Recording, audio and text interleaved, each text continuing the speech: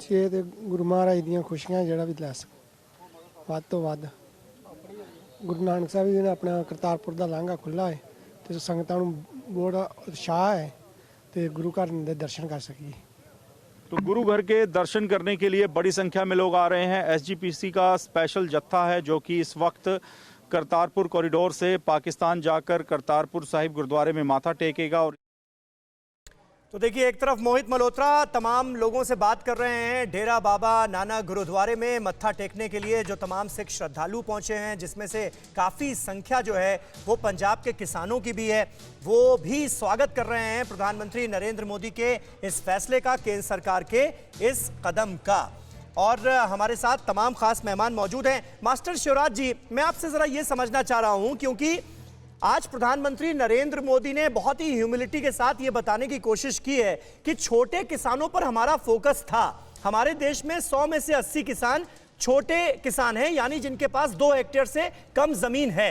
उनके हितों को ध्यान में रखते हुए ही ये कानून लाए गए थे, लेकिन ये कैसे फायदेमंद होंगे कुछ किसानों को ये समझाया नहीं जा सका। अब जब ये कानून वापस लिए जा रहे हैं, क्या आपको नहीं लगता, इस बात की आशंका नहीं है कि कहीं ना कहीं छोटे किसानों को इसका नुकसान उठाना पड़ेगा? लगता है ऐसा?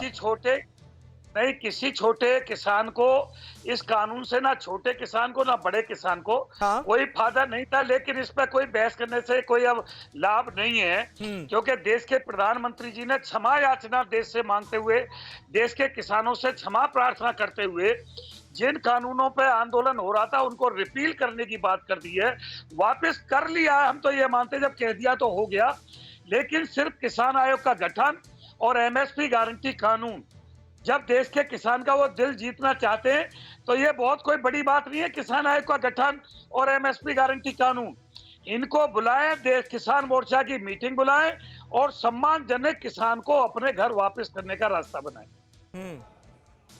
जी ठीक है, बिल्कुल बने रहे आप हमारे साथ। इस वक्त हम अपने दर्शकों को सीधे लिए चलेंगे लखनऊ, और लखनऊ में सियासी सरगर्मियां जोरों पर हैं। मनीष यादव देखिए स्क्रीन पर नजर आ गए, सीधे लखनऊ से हमारे साथ जुड़ चुके हैं। मनीष, क्या सियासी हलचल नजर आ रही है? प्रधानमंत्री नरेंद्र मोदी ने आज तो सबको चौंकाते हुए एक और बड़ा ऐलान कर दिया, तीनों केंद्रीय कृषि कानूनों की वापसी का।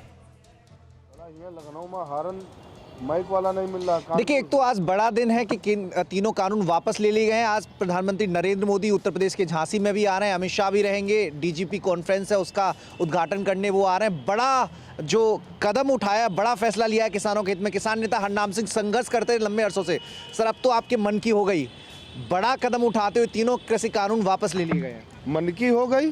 क्या हो गया? अभी तो इन्होंने कहा है कि वापस, जब ये कानून बनाए थे तो बताए नहीं थे, पूछे नहीं थे।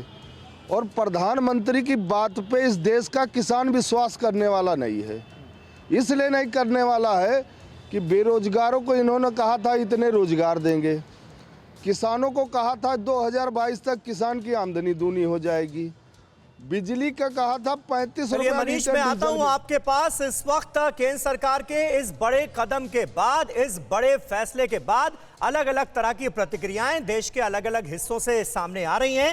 राम कृपाल जी हमारे साथ मौजूद हैं, खास तौर पर यूपी की सियासत का अगर हम जिक्र करें। राम कृपाल जी, प्रधानमंत्री नरेंद्र मोदी का ये बड़ा फैसला यूपी में, क्योंकि चुनाव आने वाले हैं, सियासी लिहाज से कितना अहम हो जाता है?